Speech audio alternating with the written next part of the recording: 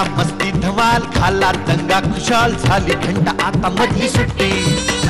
घोरातून ये समोर दडलेले एक पोर, पाहिजे तयास मधली सुट्टी.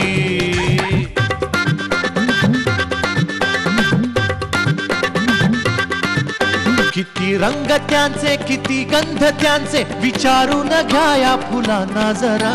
नको सारखी शिस्त आणि पहारे, मुलांना ती द्या ना मुलांना जरा. किलबिल त्या पाखरास वाऱ्यावर वाहण्यास देत जाई पंख मधली सुट्टी. घोरातून ये समोर दडले एक पोर, पाहिजे तयास मधली सुट्टी. मधली सुट्टी. हाय, फ्रुटी सोबत मधली सुट्टीमध्ये मी सलील कुलकर्णी पुन्हा एकदा तुमच्या सगळ्यांचं अत्यंत मनापासून स्वागत करतो. तर सुट्टी लागलेली आहे, शाळा असो किंवा सुट्टी असो, मला असं नेहमी वाटतं की लहान मुलं काही ना काही शिकत असतातच. आज मी आलोय मुंबई विद्यापीठ कलिना सांताक्रूज इथे एक्स्ट्रा म्युरल डिपार्टमेंटमध्ये. पाहिलं माझ्या हातात काय, ग्लास टेस्ट ट्यूब. आणि अशी टेस्ट ट्यूब हातात घेतलं की आयदर शाळेच्या लॅबमध्ये उभे होत किंवा मेडिकल कॉलेजमध्ये बायोकेमिस्ट्री वगैरे चाललंय असं मला फील यायला लागतो.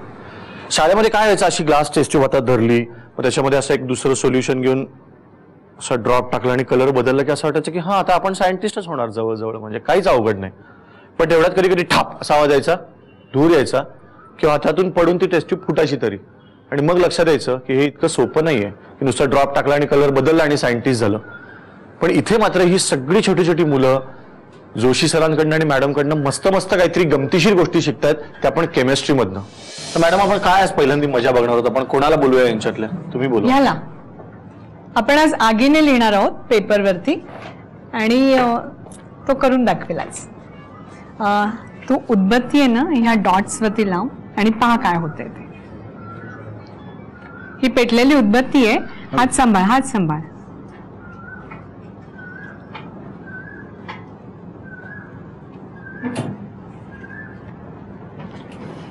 धर आता. तिकडे उलट कर. हा दाखव तिकडे. हा मुलांना दाखव. आगीने पेपरवर लिहिलं जात आहे का? काही अक्षरं दिसत आहेत? काय आहे नक्की? टी आहे. आता उलटा धर. येस, टी लिहिला गेला आगीने. पण हे तू आता काय जे केलंस ते तुला कळलं काय केलंस ते? हो. काय केलंस? उदबत्ती लावली त्याला. बस. हो. आणि लिहिलं गेलं. हो. पण आम्हाला काहीतरी मोठं लिहून दाखव. एका अक्षराने माझं समाधान झालेलं नाही.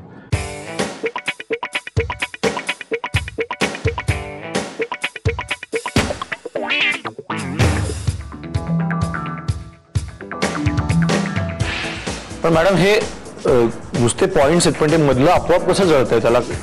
तिथे ना आपण एक केमिकल ऍक्च्युली लावलेलं आहे, त्या केमिकलने लिहिलेलं आहे पेपरवरती. सोल्युशन त्या केमिकलचं करतो आपण, पोटॅशियम नायट्रेट म्हणून सोल्युशन आहे, त्याचं सोल्युशन करतो. पोटॅशियम नायट्रेट लक्षात ठेव. आणि त्यामुळे आपण आगीने लिहू शकतो कागदावर. आता कसं होतं, एरवी शाळेमध्ये पोटॅशियम नायट्रेट हे नाव लक्षात ठेवायला फार वेळ लागतो, पण ते कागदावर लावल्यावर त्याच्यावर अक्षर उमटतात. असं एकदा मॅडमनी सांगितलं की पोटॅशियम नायट्रेट तुमच्या लक्षात राहील, माझ्या पण.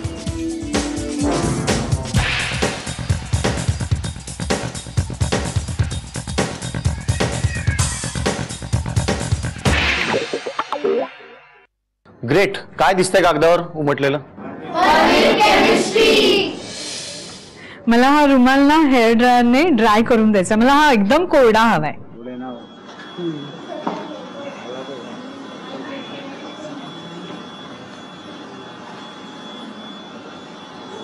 अरे काय करतोस नक्की? माझ्या रुमालाचं काय केलंस? अरे रंग लावलास. रंग लावलायस सलील.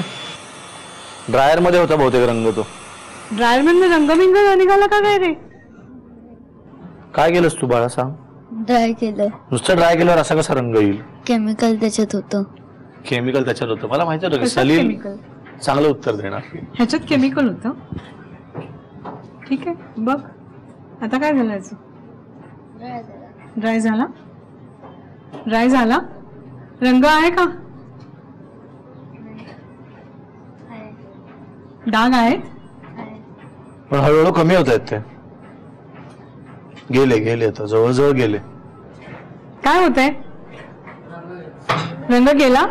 रंग गेला. परत होता तसाच झाला रंग. का बरं असं व्हावं? रिव्हर्सिबल रिॲक्शन ऐकलंय कधी नाव? Reversible reaction. मग ही रिव्हर्सिबल रिॲक्शन आहे का? हो.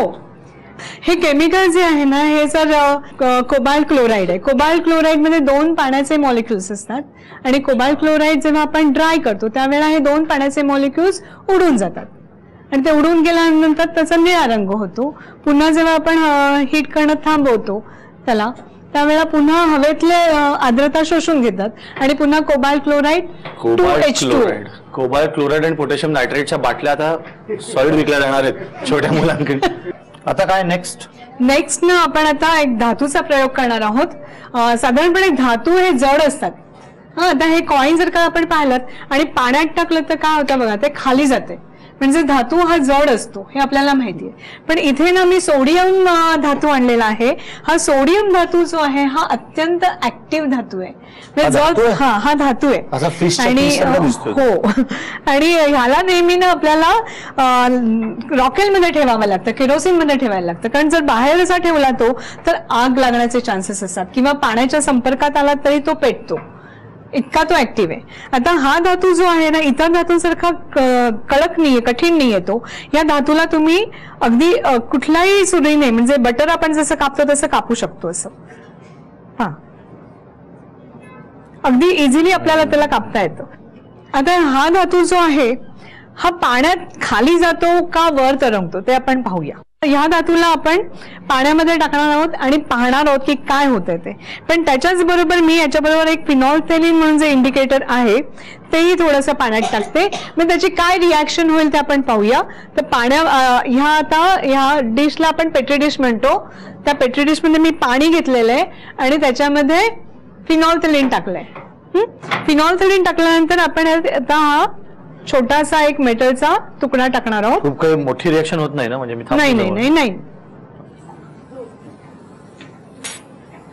दिसतंय आता काय होतंय, तो नाचतोय पाण्यावर. आता हा असा गोलगोल गोलगोल का फिरत असावा? त्याचं कारण असं आहे की सोडियम जेव्हा पाण्याबरोबर त्याची रिॲक्शन होते त्यावेळेला त्याच्यापासून NaOH सोडियम हायड्रॉक्साईड फॉर्म होतं आणि सोडियम हायड्रॉक्साईड फॉर्म होत असताना हायड्रोजन गॅस हा बाहेर फेकला जातो. जो हायड्रोजन गॅस बाहेर टाकला जातो तो हायड्रोजन गॅस ह्या सोडियमला ढकलत राहतो आणि तो ढकलतो म्हणजे इतका जोरात ढकलतो की तो बिचारा असा गडगडतो आणि कंटिन्यू तो हायड्रोजन गॅस त्याला ढकलत राहिल्यामुळे तो सारखा नाचत राहतो. कुठले 3 झाले मला कोण सांगेल? आपण पहिल्यापासून याला पहिले आपण कागदावर ते आगीचं लेटर्स काढले. त्याच्यात काय होतं पण केमिकल? Sodium potassium nitrate. त्याच्यानंतर आपण आता मेटल पाण्यात टाकलं. ते काय होतं केमिकल? सोडियम हायड्रॉक्साईड तयार झालं आणि त्याच्यामुळे निळा रंग, रुमालावाला निळा रंग. त्याच्यात काय होतं? कोबाल्ट क्लोराईड होतं. हे याच्या कायम लक्षात राहतील. हळूहळू असं व्हायला लागतं की आपल्याला जे परीक्षेत लिहायचं आहे ते कदाचित लक्षात नाही राहणार, पण अशा गमतीतून आपण ज्या गोष्टी शिकतो त्या आपोआप लक्षात राहतात आयुष्यभरासाठी. मी तर ही नावं किती दिवसांनी ऐकली आणि एक माझ्या लक्षात आलं की तुम्ही शिकताय पण मला तर खूपच जमाल येते. कारण मी दर आठवड्याला वेगळ्या शहरात जाऊन वेगवेगळ्या तज्ज्ञ लोकांकडनं खूप गमती शिकतोय आणि त्या गमती शिकतोय म्हणून त्या शिकण्याची पण मजा आहे. मधली सुट्टी आपल्या कार्यक्रमाशी खूप थेट नातं सांगणारं हे पुढचं शास्त्र आहे. काळाच्या पोटात जाऊन गोष्टी शोधणारं. या शास्त्राला म्हणतात पुरातत्व विज्ञान किंवा पुरातन शास्त्र. बरोबर आहे ना सर? आधी आपले पूर्वपाषाण काळमध्ये जे आपले पूर्वज राहायचे त्या लोक सगळे दगडी अवजार बनवायचे आणि त्या दगडी अवजारांना आपण हँडॅक्स म्हणायचो. तर हा टिपिकली जो दगडी अवजार आहे ज्याला आपण हँडॅक्स म्हणतात आणि भारतात हे 17 आणि 17.5 लाख वर्ष जुने आहेत. हा म्हणजे असा धरून त्याला मातीमधनं कंद वगैरे काढायसाठी, हाडांना तोडायसाठी, झाडाचे फांद्या तोडायसाठी आणि त्याचं घर काढायसाठी वापरायचे त्या टायमाला. आता हा जो आहे हा जुन्या जमान्याचा मसाल्याचा पाटा आहे. हा अर्धाच आहे, ह्याला 4 पाय असतात. हा अर्धाच भाग आहे. वरती मसाल्याचा पाटा म्हणजे आपण जो रगडा वापरून आजकाल मसाल्याचा पाटा वापरतोय हा त्याचा प्राचीन स्टाईल आहे. आता ही जे मातीचे भांड आहे तुम्ही जे बघतात त्याचा आजचा जो भाग असतोय त्याला स्मूथ करायसाठी जो कुम्हार असतोय त्याला हातात घेतोय आणि ही भांड समजा इकडे आहे त्याला असं दाबून बाहेरून एक हात बाहेरून ठेवून त्याला आतून दाबत जातोय. ह्याला डॅबर म्हणतात. सिंधू घाटी संस्कृतीमध्ये पण हेच शेपचे डायपर वापरायचे आणि शिवाजींच्या काळापर्यंत पण कुंभार लोक हाच वापरायचे. आणि आताही सुद्धा तुम्ही कुंभारकडे गेले आणि हे दाखवलं त्याला तर ताबडतोब तो तुम्हाला बोलणार की हो हा तर आमचाच औजार आहे. पण हा औजार आम्हाला भेटलाय चांडोरे नावाचं गाव आहे जिकडे आम्ही स्वतः उत्खनन केलंय. मुंबई विद्यापीठच्या पहिला उत्खनन झालेला आहे हा. सर्व माणसं केव्हा ना केव्हा त्यांच्या आयुष्यात 3 प्रश्न विचारतात. मी कोण आहे, मी कुठून आलोय आणि मी कुठे जातोय. आणि हा आर्किओलॉजी आहे आणि इतिहास आहे. त्याचं तुम्ही बरोबर स्टडी केलं तर हे 3 प्रश्नांचे तुम्ही उत्तर देऊ शकता. मला सायंटिस्ट बनायचंय, म्हणजे काही नवीन शोध लावायचाय. कुठला शोध म्हणाले? म्हणजे आपली इलेक्ट्रिसिटी मला वाचवायचा प्रयत्न चालू आहे. आणि की आपल्या भारतात जवळजवळ इलेक्ट्रिसिटी संपत आली आहे. Why this color deep?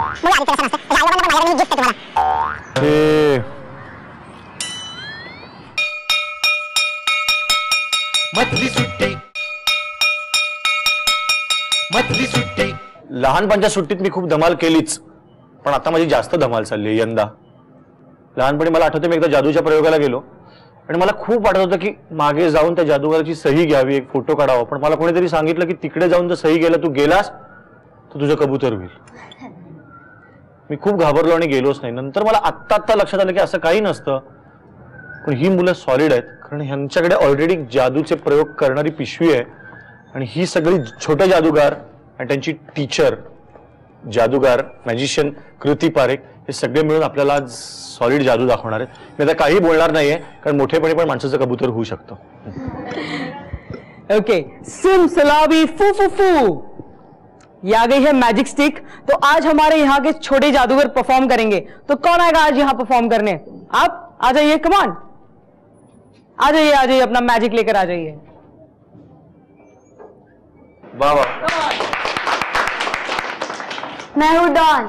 Don को पकड़ना मुश्किल ही नहीं नामुमकिन है. मैं हूँ स्पेशल एजेंट जेम्स बॉन्ड और मैं डॉन को पकड़ने आया हूँ. डॉन, ये हो तुम. और मैंने उसे फ्रेम में डाल दिया.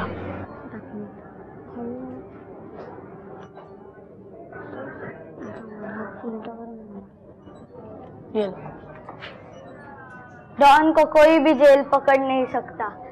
इस पे आंख रखो, मैं इसको हाथ नहीं लगाता हूँ ना. ये कार्ड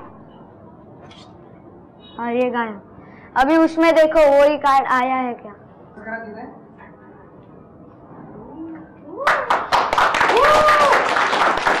वंडरफुल. चलो अभी और कौन आएगा? आप आ जाओ, कम ऑन. हॅलो, माझं नाव कीर्ती आहे. माझ्याजवळ 2 ग्लासेस आहेत. एक ग्लासमध्ये पिंक कलरचं बीड्स आहे आणि दुसऱ्यामध्ये ब्ल्यू कलरचं. आता मी पिंक कलरचे बीड्स याच्यामध्ये मिक्स करणार. आता मी याला अजून मिक्स करते. आता याला किती टाइम लागेल सेपरेट करायला? 5 मिनिटं तरी लागतील, 5-7 मिनिटं. मी याला 1 मिनिटात करून दाखवेन. हे जादूगार हात मागे नेऊन नक्की काय करतात मला कधी कळलेलं नाही.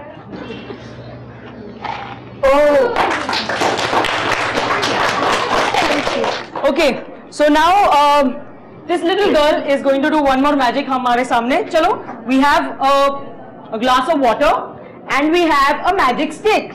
Okay, so now we will all say magic words. सब लोग magic words बोलिए. सिम सलाबी फू फू फू. और देखते हैं क्या हुआ. वाओ, और ये भी छोड़ दिया. Wonderful, great.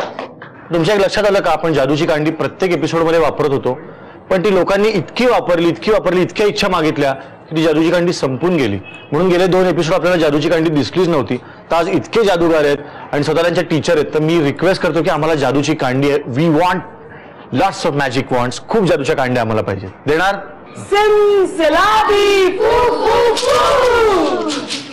आज मुंबई विद्यापीठामध्ये ही सगळी गोडगोड मुलं ज्यांच्याशी मी गप्पा मारणार आहे ती फार वेगवेगळ्या शाळेतली, वेगवेगळ्या वयोगटातली आहेत. पण मी जसं मागे म्हणलं की सुट्टी हा इतका छान समान धागा सगळ्यांमध्ये की सगळेजण एका वर्गातल्यासारखेच वागतात. आणि आज सुरुवात इतकी छान आहे, कारण माझ्याबरोबर जो मुलगा आहे शिवम खानोलकर, त्याचा आज वाढदिवस आहे. खूप खूप शुभेच्छा तुला शिवम. आणि खूप खूप आशीर्वाद. All the best. बस धन्यवाद. ते माझ्याकडे तुम्हाला रिटर्न गिफ्ट. अरे क्या बात आहे. All the best. मस्त मस्त मोठा हो. मग आज काय प्लॅन आहे वाढदिवसाला? अजून काय ठरवलं नाही, पण हॉटेलमध्ये जायचा प्लॅन आहे. हॉटेलमध्ये मित्रांबरोबर का आई बाबांबरोबर? नाही, आजचा दिवस साईबाबाबरोबर, उद्याचा दिवस मित्रांबरोबर. असं आहे. आणि आजचा प्लॅन काय होता गिफ्टचा? कारण तू गेल्या वर्षापासून बाबांना आणि आईला सांगून ठेवलं असणार की मला हे पाहिजे पुढच्या वाढदिवसाला. हो ना? हो. खरं सांगितलं होतं? हो. काय सांगितलं होतं? मोबाईल. काय काय काय? मोबाईल. मोबाईल म्हणजे ज्याच्यावरनं आपण असं बटन दाबून भ्रमणध्वनी. भ्रमणध्वनी. कितवीत गेलास तू? 8वीत. 8वीतल्या मुलाला मोबाईल वाढदिवसाला पाहिजे. मग घेतला का नाही घेतला? हो. घेतला? हा. तुझ्या आई बाबांना मी सॅल्यूट करतो इकडनंच. आई बाबा तुला दर वाढदिवसाला गिफ्ट देतात. तू काय देणार आहेस आज? अजून काय ठरवलं नाही. मी सांगू तुला, सुचवू तुला. हा. तू आज घरी जा आणि आई बाबांना सांग की मला तुम्हाला एक गोष्ट सांगायची आहे की तुम्ही लहानपणापासून माझ्यासाठी केवढं काय काय केलं, तर मला तुम्हाला एकदा गच्च मिठी मारून थँक्यू म्हणायचं. करशीलच? हो. Very good. आता तुम्हाला सांग, इथे तू सध्या क्लासेस अटेंड करतोय, सगळ्यात कशात इंटरेस्ट वाटतो तुला? रोबोटिक्स. रोबोटिक्स. हा. म्हणजे इथे तू वेगवेगळे आता बॅटरीज घेऊन आणि काय काय मोटर्स घेऊन काय काय करतोय. पण असं कधी होतं का रे की घरी एकटा आहेस आणि घरात काहीतरी दिसलंय साहित्य आणि वाटतं की पटकन काहीतरी उघडून काहीतरी वेगळं जोडून बघावं? हो. असं केलंयस कधी? म्हणजे केलंय, पण ते सक्सेसफुल नाही झालंय. मोठेपणी काय ह्याच्यामध्ये काय प्लॅन आहे? बरोबर, सायंटिस्ट बनायचंय, म्हणजे काहीतरी नवीन शोध लावायचंय. काय मनात आहे? कुठला शोध मनात आहे? म्हणजे आपली इलेक्ट्रिसिटी मला वाचवायचा प्रयत्न चालू आहे. म्हणजे कशी वाचवायची ते, आणि की आपल्या भारतात जवळजवळ इलेक्ट्रिसिटी संपत आली आहे. काय सांगतोस? घाबरवू नको मला. म्हणजे कमी झाली आहे, कमी होते. काहीतरी कर लवकर. मग शिवम खानोलकरनी काहीतरी शोध लावला तर आपल्या पुढच्या पिढीला वीज मिळेल, नाही तर अत्यंत कठीण आहे. मग आज वाढदिवसाचं काय न्यू इयर रिझोल्युशन काय? खोटं नाही बोलायचं, जे आहे ते खरं बोलायचं. Very good. तुझा हा वाढदिवस फार याचा सक्सेसफुल होणार आहे आणि हे वर्षही छान जाणार आहे, कारण त्यांनी इतकं छान रिझोल्युशन केलं आहे. आणि इतक्या छोट्या मुलांनी जर हे ठरवलं असेल तर शिवमच्या वाढदिवसाला आपण पण रिझोल्युशन करूया की आपण पण खरे बोलू. तुला पुन्हा एकदा वाढदिवसाच्या खूप खूप शुभेच्छा. All the best. मोठा सायंटिस्ट हो, आपल्या देशाला वीज दे. आणि आज मी सांगितलं ते आई बाबांना रिटर्न गिफ्ट. हो, नक्कीच. आणि आता माझ्याबरोबर एक खूप गोड मैत्रीण आहे माझी, तिचं नाव आहे आर्या अंबाडेकर. हाय आर्या, कशी आहेस तू? Hello, I am fine. Fine. तुला काय प्लॅन काय तुझं मोठे झाल्यावर काय होणार आहेस? माझा प्लॅन ऑलराऊंडर. पण तरी बेस्ट काय वाटतं तुला? काय करावं? बेस्ट माझा प्लॅन आहे, मी एक पेंटर बनणार. पेंटर? हां. काय पेंट करायला आवडतं तुला सगळ्यात? मला सगळ्यात जास्त स्केचेस आवडतात पेंट करायला. मग आता सुट्टीमध्ये तू इथे येतेस मुंबई विद्यापीठातल्या या इतके छान क्लासेस असतात, त्याच्यातलं सगळ्यात काय आवडतं तुला? याच्यातलं सगळ्यात जास्त मला मॅजिक आवडलं आणि ॲस्ट्रॉनॉमी. वाव, मॅजिक मध्ये तुला मजा येते का खूप? हां. मग तू मोठे मॅजिशियन का नाही होत? का अजून ठरलं नाही येते? अजून डिसाईड करायचं. का ऍक्ट्रेस होशील? I think. पण मग ऍक्ट्रेस होण्याच्या दृष्टीने काय तयारी करतेस की नाही तू? मी आता डान्स क्लास लावणार आहे. कारण डान्स तर पाहिजे, शिवाय लँग्वेज चांगली पाहिजे. मग तू वाचतेस का पुस्तकं? हां, वाचते. माझ्या घरी एक लायब्ररी सुद्धा आहे. आणि काय करावं असं वाटतं तुला? What you want to be? आर्याला लोकांनी अनदर 10 years 12 years अजून 10-12 वर्षानंतर आर्याला लोकांनी काय म्हणून ओळखावं असं वाटतं? मला की एकदम मोठी पेंटर म्हणून, का एकदम ब्रिलियंट ऍक्ट्रेस म्हणून, का ऍक्ट्रेस म्हणजे अशी आर्या गाडीतून उतरली आणि लोक धावत होती असं ना, अशी तू होणार आहेस मला तरी असं वाटतंय. पण मग ही हेअरस्टाईल तुझी इतके कधी वाढले केस? पहिलीपासून तू कधीपासून वाढवतेस? नाही, माझी असली नाही वेगळे. वीग लावलास तू का? कारण की मला माझी असली केस दाखवायला नाही आवडत. एकदम पिक्चर मध्ये दाखवणार? ते करली आहेत? नाही, स्ट्रेट आहेत. मग असली पण तुझे छानच असणार आहेत. मला बघायचे वाटतात ते. हे काढायला खूप त्रास होतो? नाही. तुझं नाही दाखवायचं कोणालाच? नाही, जर तुम्हाला बघायचे तुम्ही दाखवेल. बघा, टीव्हीवर दिसतील पण ते सगळ्यांना. चालेल चालेल. नको नको. ओ अगं, ही किती क्यूट आहेत. हे पण हे पण क्यूट होते. पण अशी आर्या अंबाडेकर आता मला शाळेतली आर्या वाटते मस्त. हे तर घालून मला तू आत्ताच ऍक्ट्रेस झाली असं वाटत होतं. सो तुला खूप खूप खूप माझे बेस्ट विशेस की तू मोठी मॅजिशियन पण हो, ऍक्ट्रेस पण हो, पेंटर पण हो. All the best. थँक्यू. काही मुलांच्या चेहऱ्यावरनं लहानपणापासूनच एक जबाबदार, गंभीर असं एक एक्सप्रेशन असतं. त्याच्यातला हा माझा मित्र आहे आदित्य. आदित्य तू खूप शहाणा मुलगा वाटतोस रे मला बघून. असं दिसतोस तुझा चष्मा, चेहऱ्यावर कसं खूप कॉम्पोज्ड एक्सप्रेशन, की कसं आहे माहिती नाही, या जगामध्ये काही चांगली आणि काही वाईट माणसं असतात. अशी बोलणारी मुलं असतात ना की दे नो एव्हरीथिंग असं वाटतोस तू. तू खरा कसा आहेस तू? तसाच आहेस. घरी कधी दंगा करणार नाही, मारामारी करणार नाही.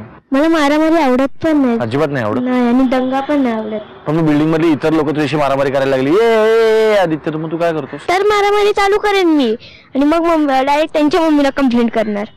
हा, मला वाटलं मम्मीला कंप्लेंट करणार. हा त्यांच्या असा हुशार मुलगा वाटतोस मला. आणि काय पुस्तकं वाचतोस खूप? सध्या काय वाचतोय सुट्टीत? तर नॉवेल्स वाचतो, मग असं एन्सायक्लोपीडिया, डिक्शनरीज. हो, असा कोणता विषय वाटतो रे तुला की ह्याच्याविषयी मला वाचल्यामुळे ना खूप आता माहिती झाली? आधीपेक्षा सायन्स. हो का? सायन्स? मला सायन्स खूप आवडतो. हो, त्याच्यातलं कुठलं पण? फिजिक्स जास्त आवडतं का ओव्हरऑल? फिजिक्स. फिजिक्स जास्त आवडतं. कोण तुला असं, हु इज युअर आयडॉल? कोण आदर्श आहे तुझं सायन्स मध्ये? Thomas Alva Edison. कुठलं असं तुला क्षेत्र वाटतं रे भारतात की तू सायन्स मध्ये काम करून ते मदत करू शकशील इंडियाला? डिफेन्स. डिफेन्स मध्ये काय वाटतं?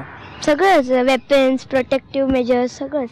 असं कधी वाटतं का की असं जेल लावून स्पाइक करावेत, असा ग्रीन कलरचा स्लीवलेस टी शर्ट, एक बर्म्युडा घालावे आणि वादस कलवरी कलवरी कलवरी असं डान्स करा? नाही. काय आदित्य, असं तुला वाटायला पाहिजे. मला असं वाटत नाही काय की तसं मी करतच नाही जास्त. मला एवढं डान्स सॉन्ग मध्ये एवढं करतो, तरी मला एवढं हे नाहीये इंटरेस्ट त्यामध्ये. सो तू एवढा हुशार आहेस आदित्य, तू असंच राहा, खूप अभ्यास कर, सायन्स मध्ये मोठा हो, पण एकदा माझ्यासाठी दंगा कर. सॉरी, करशील का? कधी? आता? आत्ता केलास तर इथे नाचलास तर मला फार आवडेल. मी गातो, तू नाचचा. बघूया आदित्य कसा नाचतोय. त्याच्या आई बाबांना पण माझ्याकडनं ही गिफ्ट आहे तुम्हाला की आदित्य तुमचा जो शांत बसतो तो माझ्यासाठी नाचतोय. चल, नाचतोय यार थोडासा. कुठलं why this kolaveri kolaveri kolaveri D.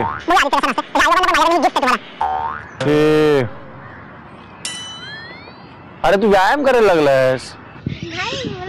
तसं मला व्यायाम पण एवढं आवडत नाही. मला डान्स बोलला तर उडी मारायला चालू माझं. पण मला तू खूप आवडलास, खूप आवडलास, कारण तू एवढा गोड आहेस आणि एवढा शहाणा मुलगा आहेस ना. तर असाच राहा. आणि आय एम शुअर की आपण आदित्यला ना कुठल्या तरी सायन्स कॉन्फरन्समध्ये तो असा प्रेसिडेंट असेल त्या कॉन्फरन्सचा, आणि तो भाषणाला उभा राहील, आणि आदित्यच्या भाषणाला उभा राहील तेव्हा मी असं बघण्याने म्हणेन की हा मुलगा मधली सुट्टीत आला होता, हा खूप गंभीर होता, पण त्या पण पार्टीमध्ये हा खूप छान भाषण देईल, पण डान्स करणार नाही, दंगा करणार नाही, पण he will be very good. So all the best Aditya. मला खूप आवडलं. आणि आता माझ्याबरोबर एक कुलकर्णी आहेत, प्रणव कुलकर्णी. हाय प्रणव. हाय. अरे तू कुलकर्णी माणसं किती साधी असतात, तू कसला स्टाईलबाज आहे सर. वेस्टकोट काय आणि टाय काय, आणि मला स्टाईल मारायला खूप आवडते. ह म्हणजे तो असा कायम असा एका खोलीत दुसऱ्या खोलीत पण असा जातोस का? एवढं नाही ना. पण हे कोणाला तरी तू फॉलो करतो असं मला वाटतं, सगळा लुक तुझा. डॉन. डॉन म्हणजे नवीन डॉन? हे वाला डॉन. हा, काय व्हायचंय पुढे? इंजिनियर व्हायचंय. कितवीत गेलास तू आता? मी आता 7वीत गेलो. 6वीत असताना अख्ख्या शाळेभरचा असा कुठला दिवस आहे रे की जो दिवस तुला खूप आवडला होता, की ह्या दिवशी मी इतकी धमाल गेली होती की मला त्या दिवसामुळे असं वाटतं की सुट्टी नको, शाळाच पाहिजे? शाळेच्या एका दिवशी आमच्या ह्याला एकही टीचर आल्या नव्हत्या, आणि तेव्हा आम्ही फुल जण फिरत होतो क्लासमध्ये आणि मस्ती करत होतो, एकमेकांना पेपर बॉल्सनी मारायचो. इथे काय शिकायला सगळ्यात जास्त आवडतं? मला सायन्स आवडतं. केमिस्ट्री? हो. त्याच्यात आम्हाला केमिकल्स बद्दल माहिती सांगितली आणि खूप मजा आली. त्याच्यात आम्हाला बॉटलचं झाकण कसं उडवायचं, केमिकल्समुळे ते उडतं ते सगळं पण सांगितलं. मला तुझा वेस्टकोट खूप आवडला, आणि तू आज एकदम म्हणजे मधली सुट्टीचा हिरो दिसतोय तसा. तर आज तो असं काहीतरी एक कॅमेऱ्याकडे बघून ना, एक काहीतरी माझ्याकडे माईक दे आणि एक काहीतरी बाय तू असं म्हणलं पाहिजेस ना, की एक फिल्म स्टार किंवा एक स्टार कसा बाय म्हणेल, की असं एक छान तिकडे म्हणून बाय म्हण, आणि इकडनं उठून तिकडे जा, बघ कसा बाय म्हणतो. काहीतरी स्टाईल बाय, नुसती स्टाईल अशी नाही, कपड्यात नाही मारायची, स्टाईल मध्ये पण. हा कर त्या कॅमेऱ्यात बघून. आज तो मैं जा रहा हूं पर वापस जरूर आऊंगा. आणि आता आपण फ्रुटी बरोबरचा हा धमाल खेळ खेळणार आहोत. हा खेळ अनेकांनी जत्रेत बघितला असेल. मी पण लहानपणी खूप खेळायचो. मला एकदा साबण आणि एकदा बिस्किटाचा पुडा पण मिळाला होता आणि मी सॉलिड खुश झालो होतो. दुप्पट पैसे लागले पण पुडा मिळाला होता. त्यामुळे ही रिंग इकडनं टाकायची. तिथे फ्रुटीचे टेट्रापॅक ठेवलेले आहेत. ज्याची रिंग ज्या टेट्रापॅकच्या भोवती पडेल त्याला ते फ्रुटी मिळेल, तो जिंकेल. तेव्हा गेम सुरू. यांचं बघूया.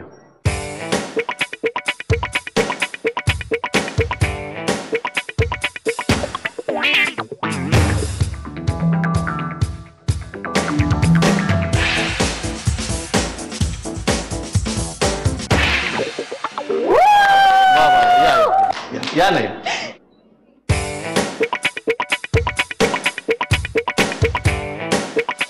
जेव्हा रिंग नुसत्या आजूबाजूनी जातात तेव्हा त्या जत्रेतल्या त्या माणसाला किती मजा येत असेल हे मला लक्षात आलं की आपण रिंग हातात द्यायच्या आणि लोक इकडे तिकडेच टाकतात. पण जेव्हा मिळतं तेव्हा द्यावं लागतं. मला पण एकदा साबणाची वडी आणि एकदा बिस्किटाचा पुडा मिळाला होता. एका शिक्षिकेने एक कॉमेंट केली माझ्यावरती. तर ती कॉमेंट मला तर बोचलीच, कारण त्या मला लंगड्या असं म्हणाल्या. म्हणजे ढळाढळा रडायला लागलो. माझा अख्खा वर्ग माझ्या बाजूने उभा राहिला. माझा वर्ग संपावर गेला आणि माझा वर्ग म्हणाला की या बाई जोपर्यंत या मुलाची क्षमा मागत नाहीत आम्ही परत वर्गात येणार नाही. मधली सुट्टी, मधली सुट्टी. फ्रुटी सोबत मधली सुट्टीमध्ये तुमच्या सगळ्यांचं पुन्हा एकदा मनापासून स्वागत. आज मधली सुट्टीचा खऱ्या अर्थाने गौरव आहे, कारण आपण मधली सुट्टीमध्ये लहान मुलांविषयी बोलतो, त्यांच्या मानसिकतेविषयी बोलतो. पण ज्यांना खऱ्या अर्थाने मानसिकता कळलेली आहे, जे अनेक मुलांना घडवतात, अनेक लोकांना योग्य मार्ग दाखवतात, चुकीच्या मार्गावर गेलेल्या अनेक लहान मुलांना पुन्हा एकदा योग्य मार्गावर आणतात, अशा एका व्यक्तीशी आपण आज बोलणार आहोत, ज्यांनी इन्स्टिट्यूट फॉर सायकोलॉजिकल हेल्थ म्हणजे मानसिक आरोग्याचीच एक शाळा, एक संस्था उभी केली. ते आपल्या सगळ्यांचे आवडते डॉक्टर अनल नाडकर्णी, ज्यांनी खरंच अनेक लहान मुलांना मार्गदर्शन केलं. त्यांचं स्वतःचं लहानपण कसं होतं, ते कसे घडले, हे आपण त्यांच्याकडनं आज ऐकणार आहोत. भेटूया डॉक्टर अनल नाडकर्णींना. नमस्कार सर. नमस्कार. खूप मनापासून स्वागत मधली सुट्टीमध्ये. शाळा म्हणल्यावर तुम्हाला पहिली ओळख शाळेची आठवते? हो, पहिली ओळख ज्या शाळेशी माझी झाली, आम्ही जळगावमध्ये राहत होतो आणि जळगाव हे जिल्ह्याचं ठिकाण पण त्यावेळी छोटंसं गाव. माझे वडील तिकडच्या MJ कॉलेजमध्ये प्राध्यापक होते आणि हॉस्टेलचे रेक्टर होते. त्यामुळे त्या संपूर्ण कॉलेजच्या परिसरामध्ये आमचं एकच घर होतं, एक छोटा बंगला होता. त्या सगळ्या निसर्गाच्या मध्ये मी वाढलो, त्यामुळे मला एकटेपणा असा कधी भासला नाही. अंगणामध्ये सर्व तऱ्हेची झाडं होती, आजूबाजूला आंब्यांच्या झाडांची गर्द राई होती. शाळेत जाणं म्हणजे काय हे मला माहित नव्हतं आणि वाचन लिखाण हे 3ऱ्या-4थ्या वर्षीपासून यायला लागलं होतं आपोआप घरातल्या वातावरणामुळे. तर आमचे एक पाटील काका म्हणून होते, तर ते एक दिवशी आले आणि बाबा म्हणाले की, माझे वडील म्हणाले, त्यांना मी दा म्हणायचो, ते दा म्हणाले की पाटील काकांच्या बरोबर ना सकाळी फिरायला जायचं तुला. म्हटलं अरे वा मजा आहे. आई म्हणाली हा डबा आहे, हा घेऊन जा बरं का, वाटेत भूक लागली तर खा. मग मी आणि पाटील काका निघालो. मी आपल्या त्यांच्या सायकलवरती पुढे बसलो आणि त्या जळगावची जी सगळी आजूबाजूची पंचक्रोशी नाही पण आजूबाजूचा परिसर, मेरूणचा तलाव होता, रेल्वे लाईन जायची, त्याचं फाटक होतं, इथे जाऊन आम्ही मजा करायला लागलो. रोजची सहल. असे 7-8 दिवस गेले. ते पाटील काका म्हणाले की आता ना खूप मुलं असतात, अशा एका ठिकाणी जाऊन आपल्याला डबा खायचा आहे. मग आम्ही तिथे गेलो, तिथे मी डबा खाल्ला. म्हटलं बरं बरं ठिकाण दिसतंय. तर ते म्हणाले उद्या आपण ना जरा आधी येणार आहोत डबा खायच्या, खेळू आणि डबा खाऊ इकडं. तर मी म्हणालो बरं. असं करता करता 1-2 आठवडे गेले आणि ती शाळा होती हे मला महिन्यानंतर कळलं. मला सगळ्यात कुठलं जाणवलं, 2 गोष्टी जाणवल्या. मी जेव्हा जळगाववरून पार्ले टिळकला आलो तर त्यावेळेला मी जळगावचा म्हणजे अगदी गावालाच, आणि पार्ले टिळक अतिशय सुंदर शाळा, त्या काळी ही लोकप्रिय शाळा. त्या काळी 9 तुकड्या असायच्या एकेका वर्गाच्या आणि त्यातली हुशार मुलांची तुकडी 1, पण ती तुम्हाला कमवावी लागायची. त्या तुकडीतून मी असा निघालो त्या तुकडीच्या इतिहासात की ज्याने वक्तृत्व स्पर्धेमध्ये नाव भरलं. आणि वक्तृत्व स्पर्धा हा 1 नंबरच्या म्हणजे 1 नंबरची जी तुकडी होती तिचा प्रदेश, आणि मला चक्क बक्षीस मिळालं बरं का. तर जे आमचे व्हाईस प्रिन्सिपल होते, उपमुख्याध्यापक पडळकर सर म्हणून, ते वर्गात आले बघायला की 3 तुकडीमधल्या कुठल्या मुलानं वक्तृत्व स्पर्धेत प्राइज मिळवलंय. धक्का होता. सगळ्या शाळांनी मला स्वतःला मी कसं स्वीकारावं हे शिकवलं, सगळ्या शाळांनी. त्याचं कारण असं झालं की मला लहानपणी पोलिओ झाला त्यामुळे वयाच्या 5व्या वर्षापासून ते SSC पर्यंत माझ्या दोन्ही पायांना कॅलिपर्स होते. त्यामुळे माझ्या सगळ्या ऍक्टिव्हिटीज वरती खूप बंधनं असायची. हे मला कधी खेळता आलं नाही. पण खेळता नाही आलं तर ही जी कमतरता होती ती भरून काढण्यासाठी मी प्रत्येक खेळाची कॉमेंट्री करायला शिकलो. तर त्यामुळे म्हणजे मग मी त्याचा भाग बनायचो. मग मी मराठीत कॉमेंट्री करायचो, हिंदीत करायचो, इंग्रजीत करायचो. हा एक चांगला इन्व्हॉल्वमेंट असायची. पण इन्व्हॉल्वमेंट होई काय म्हणजे वर्गात इन्व्हॉल्वमेंट असायची. तर मी एका बाबतीत खूप भाग्यवान स्वतःला समजतो की माझ्या प्रत्येक वर्गाने मला स्वीकारलं. मग तो योगेश्वरी मधला वर्ग असू दे, मग माझा पार्ले टिळक मधला वर्ग असू दे, आणि माझ्या स्वतःच्या सुखदुःखाच्या क्षणी त्या काळातली सुखदुःख माझे वर्ग माझ्या सोबत उभे राहिले. एकदा अजाणतेपणी पार्ले टिळक शाळेमध्ये माझ्या या पायावरून एका शिक्षिकेने एक कॉमेंट केली माझ्यावरती. तर ती कॉमेंट मला तर बोचलीच, कारण त्या मला लंगड्या असं म्हणाल्या. म्हणजे ढळाढळा रडायला लागलो. माझा अख्खा वर्ग माझ्या बाजूने उभा राहिला. माझा वर्ग संपावर गेला आणि माझा वर्ग म्हणाला की या बाई जोपर्यंत या मुलाची क्षमा मागत नाहीत आम्ही परत वर्गात येणार नाही. त्या माझ्या वर्गामध्ये आजचे दीपक घैसास, इला भाटे, आपला बिल्डर असलेला श्रीकांत परांजपे, हे सगळे माझे वर्गमित्र बरं का. हे सगळे त्या वर्गात उभे राहिले आणि शेवटी त्या बाईनं माफी मागायला लागली. हा माझ्यासाठी आज पाठी वळून बघत असताना त्या काळातला इतका मोठा अनुभव होता की अरे हा वर्ग माझी एम्पथी, ज्याला आज आम्ही म्हणतो ना मानसशास्त्रातली, ती एम्पथी मला माझ्या या सगळ्या वर्गांनी, वर्गमित्रांनी दिली. पार्ले टिळक विषयी आता तुम्ही खूप छान आठवण सांगितली. तर पार्ले टिळक मधल्या तुमच्या वर्गातल्या एका विद्यार्थिनीला हो आपण बोलूया, आणि आता ज्या तुमच्याबरोबर कामही करतात त्यांना आपण बोलूया. चालेल. या रजनी करंदीकर. शाळेतली अशी ठळक आठवण, शाळेच्या दिवसातली ठळक आठवण म्हणजे खरंच म्हणजे माझी आई शिक्षिका होती आणि तिने चाणक्यावरचं नाटक बसवलं होतं. मला असं वाटतं की ते नाटक आणि डॉक्टरांचा तेव्हाचा चेहरा हा माझ्या इतका लक्षात आहे. आणि जेव्हा म्हणजे मला माहिती नव्हतं नंतर की हेच डॉक्टर आनंद नाडकर्णी आहेत, आणि ज्या वेळेला त्यांची माझी एका शिबिरामध्ये मी जेव्हा सहभागी झाले तेव्हा ते म्हणाले मी पार्ले टिळकमध्ये होतो. आणि मग असं झालं की बोलता बोलता बोलता आठवणी निघाल्या आणि ते मला म्हणाले की अगं चाणक्याचं काम केलेला तो आनंद मीच, असं झालं. आणि मला वाटतं शाळा आपल्याला जे देते ना ते वर्गात तर शाळा भरभरून देते, पण वर्गाबाहेर शाळा जास्त देते. खरं. मग ज्यांनी आपण असं करूया, ज्या सरांनी तुम्हाला तुमचा जो सगळ्यात स्ट्रॉंग पॉइंट मला वाटतं की वक्तृत्व, की याची सुरुवात ज्यांनी केली जिथे झाली त्या आपण सरांना बोलूया. त्याच्याशी बोलायला खूप आवडेल. तर तुमची काय आठवण आहे डॉक्टरांसंदर्भातची? मी जेव्हा शाळेमध्ये शिक्षक म्हणून आलो इकडे त्यावेळेला मला वाटतं 9वीमध्ये होता आणि 9वीला मी शिकवत असे, एका इंग्लिश शिकवत असे त्या काळात. तर पहिली गोष्ट माझ्या लक्षात आली मी त्या वर्गातल्या सर्व मुलांच्या मध्ये याचं इंग्रजी जरा अधिक चांगलं होतं. हा एक बाब. नंतर एक हा दिसणारा अतिशय गंभीर दिसणारा मुलगा, पण घनगंभीर नाही, एक ज्याला आपण मिस्किल गंभीर म्हणू, बेसिकली गंभीर पण त्या बेसिकली गंभीर आणि त्याच्याही तळाशी एक मिस्किलपणा होता असं मला जाणवलं. आणि बोलणं एकदम ठसठशीत होतं. आणि म्हणून मग बाकीच्या छोट्या मोठ्या वक्तृत्व स्पर्धेत तो बक्षीस मिळवतच होता. तर माझी अशी इच्छा होती की त्यांनी रानड्या वक्तृत्व स्पर्धा जी राज्यस्तरावर होते त्याच्यामध्ये त्यांनी भाग घ्यावा. आणि मग जी काही घनघोर तयारी आम्ही केली आहे ती फारच मजा आली. एक तयार भाषण आणि एक उत्स्फूर्त विषयावरचं भाषण. उत्स्फूर्त विषयावरच्या भाषणाची तयारी करून घेणं हा एक मोठा अतिशय क्रुशल ज्याला म्हणतो असा भाग होता. मला असं वाटतं तुमचे क्लासमेट त्या शाळेतले आहेत. हो, त्यांना बोलूया. त्यांच्याकडे पण नक्की त्या शाळेतल्या काही आठवणी असतात. हो हो. आणि तो माझा क्लासमेट असा आहे की जो शाळा कॉलेज सगळ्यात माझ्या बरोबर राहिलेला आहे. बोलूया. हा माझा मित्र जगदीश मालवणकर. ह्याच्या आठवणी म्हणजे काय, ऍक्च्युअली 9वीमध्ये हा जेव्हा एंट्री केली तेव्हापासून माझ्या लक्षात आहे की सर येऊ का वर्गात, इथपासून म्हणजे हा एकदम कोणतरसा तेजस्पुंज मुलगा असा वर्गामध्ये असा आलेला नाही. असा हातामध्ये त्यावेळेला कुबड्या वगैरे होत्या म्हणजे, पण तो एवढा छान होता दिसायला वगैरे असा, आणि सर्वात उंच असल्यामुळे पाठीमागे बसला.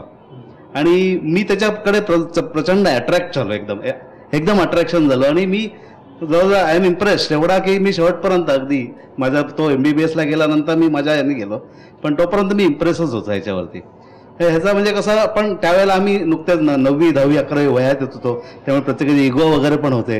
म्हणजे एखादा मनुष्य साध्यापासून महानतेमध्ये जाताना ज्या पायऱ्या ओलांडतो की पहिल्यांदा कोणी दुर्लक्षच करतं, नंतर मग त्याची थट्टा करतात, नंतर त्याच्यावरती खुन्नस देतात आणि मग त्याला देव मानतात.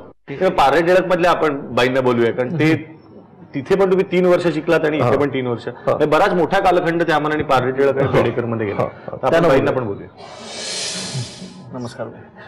या माझ्या करमरकर बाई. तर पारनेर टिळक मधले डॉक्टरांचे दिवस, त्याच्यातली एखादी आठवण तुम्हाला?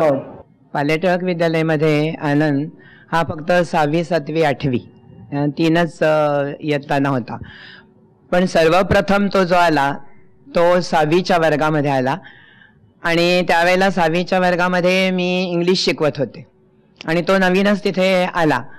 आल्यानंतर अर्थातच सर्व विद्यार्थ्यांनी त्याचं खूप छान स्वागत केलं, कारण मला असं वाटतं त्याला जरा यायला ना उशीर झालेला होता, म्हणजे जूनचं काहीतरी 10-12 तारीख वगैरे आलेली होती, त्यामुळे आमचं नेहमीचं रुटीन सुरू झालेलं होतं. तरी पण आमच्या मुलांनी खूप छान स्वागत केलं. त्यानंतर आनंद हा अतिशय हुशार असल्यामुळे आमच्या शाळेमध्ये हुशार मुलांच्या तुकड्या वेगळ्या होत्या, त्या 8 आणि 9 तुकड्या होत्या. त्यामुळे 4च दिवसामध्ये लगेच तो 8 तुकडीमध्ये गेला. पण तो जरी 8 तुकडीमध्ये गेला तरी पण आमच्याकडे असं आहे की 10 तुकड्यांचं जरी कारखान्यासारखं स्वरूप असलं तरी सर्व विद्यार्थी एकमेकांशी अत्यंत खेळीमेळीने वागतात. मग वक्तृत्व स्पर्धा असू दे किंवा इतर कसल्याही प्रकारच्या स्पर्धा असू दे, त्यामुळे आनंदचं नाव हे सर्व ठिकाणी अर्थातच येतच होतं. आणि आता वेळ आहे फ्रुटी संगे मधुर आणि खटाळ आठवणींची.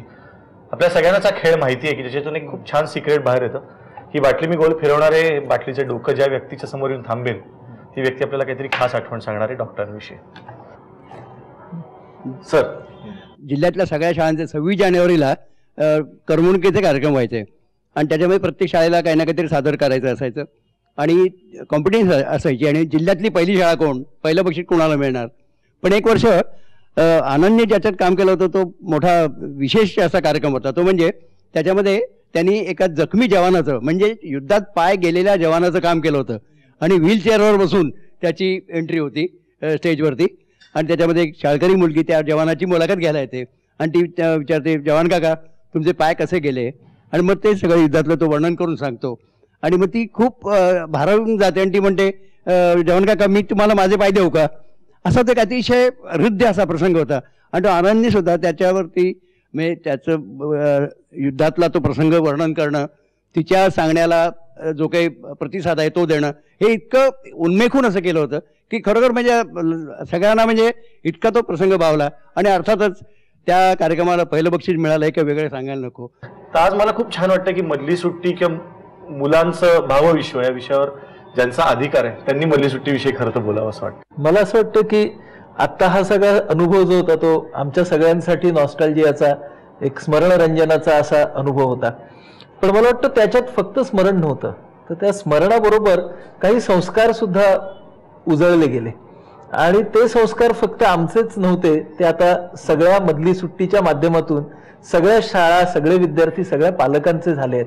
आणि हेच वेगळेपण मला मधली सुट्टी ह्या कार्यक्रमाचं वाटतं की माध्यमाच्या द्वारे एक संस्कार पीठ जणू काही मधली सुट्टीने चालू केलंय आणि तेच संस्कार ज्यांना संस्कार म्हणायचं की जे कधी होतात ते कळत नाही आणि मधली सुट्टी कधी येते कधी संपते कळत नाही. मधली सुट्टी ही अशीच फुलत राहू दे. थँक्यू. थँक्यू.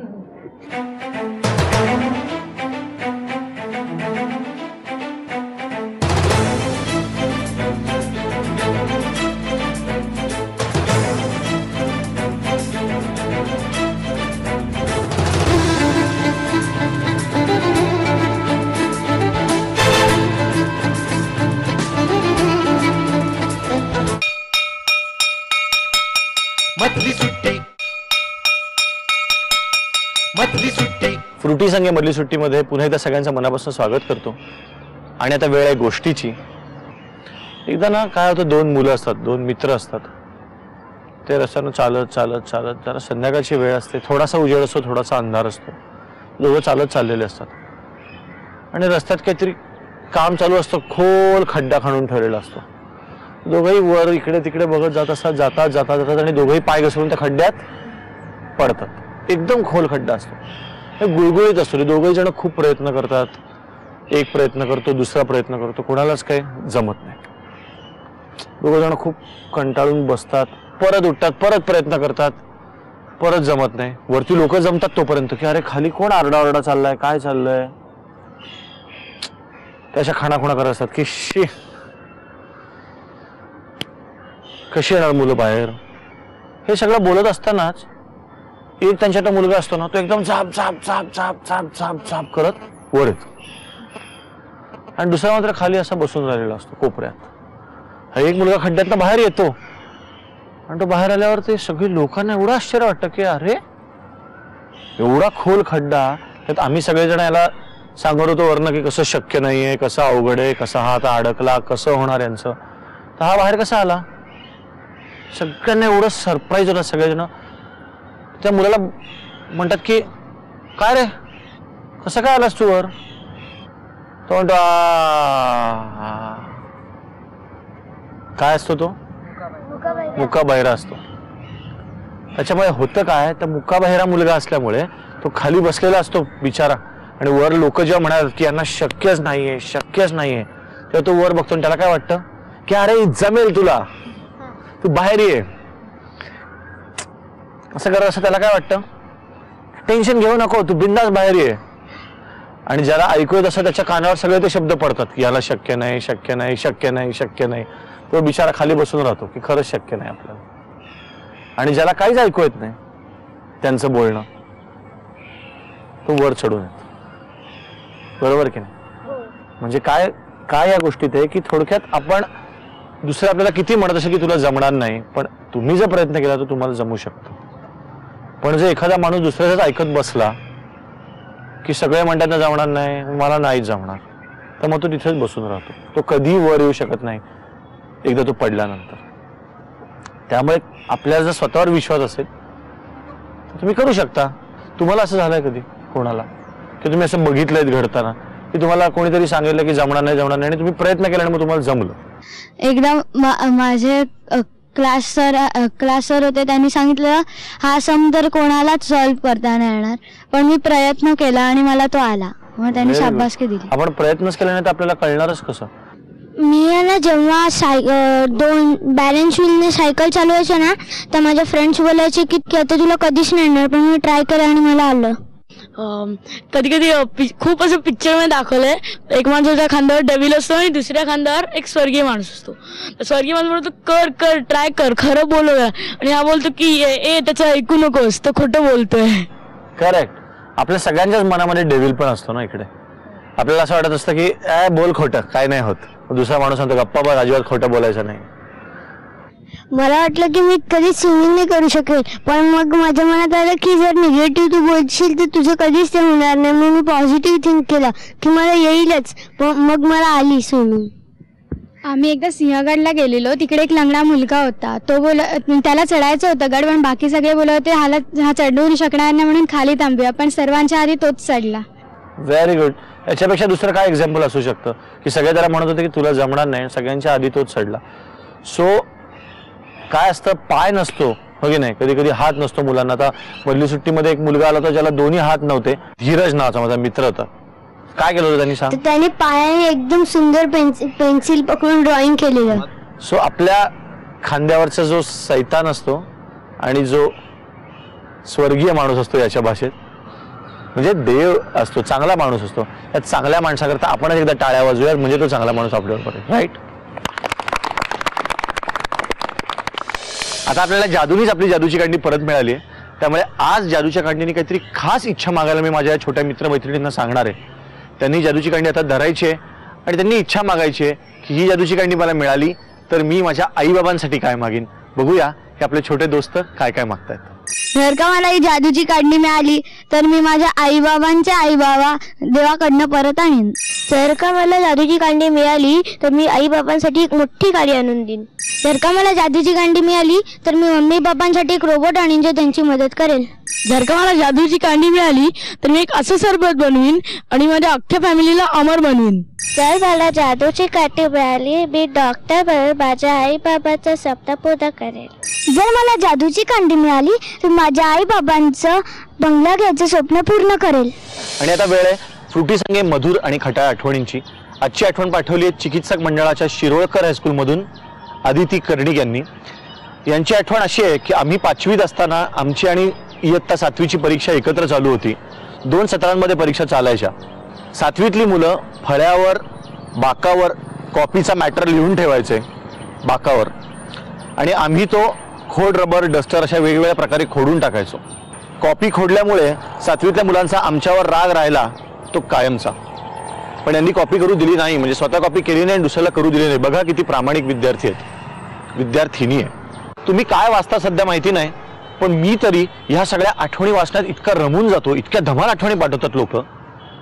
पण या आठवड्याचा होमवर्क तुम्हाला काहीतरी शिकवणार आहे, तर तुम्ही काहीतरी वाचायचंय. तुम्ही वाचत असालच, पण नसाल वाचत तर वाचा. एखादं छान पुस्तक वाचा आणि ते पुस्तक तुम्हाला का आवडलं ते आम्हाला लिहून पाठवा आमच्या या पत्त्यावर. मधली सुट्टी 135 continental building, doctor Annie Besant road, Worli, Mumbai 400018. मधली सुट्टी @ZNetwork.com, Zee Marathi @ZNetwork.com.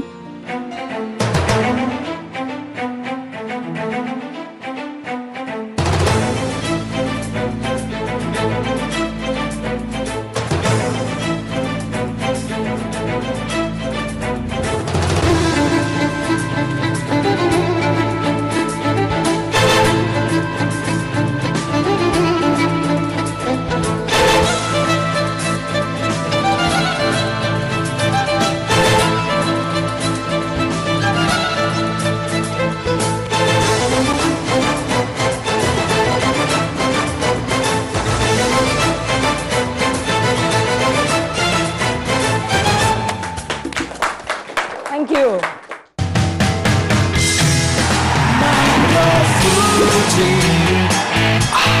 Fresh and juicy.